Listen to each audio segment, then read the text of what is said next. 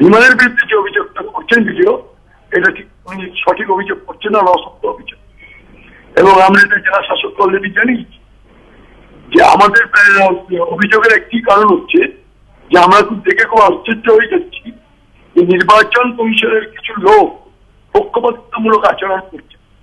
তারা যেখানে যেখানে তৃণমূলের ফ্ল্যাগ বা পোস্টার আছে সেগুলো খুলে দিচ্ছে, এবং সিপিএম, কংগ্রেস ও ভারতীয় জনতা পার্টির পোস্টারগুলো পাচ্ছে।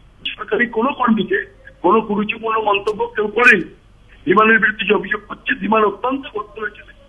আমাদের জেলায় যতগুলো বিধায়ক আছে, আমি ডিজাইন কন্টে বলতে পারি, মাথা নিচু করে লোকের সাথে কথা। ভালো ছেলের একটা খাতায় নাম থাকবে, বিমানের নামটা প্রথমে রাখতো। তো স্বাভাবিক, এটা আমার কাছে খুব দুঃখজনক যে এভাবে ভিডিও কেন অভিযোগ করতে পারছি না। আপনারা নিশ্চয়ই নিজেদের দলীয় পর্যায়ে নিশ্চয়ই দেখবেন, কথা দিয়েছি।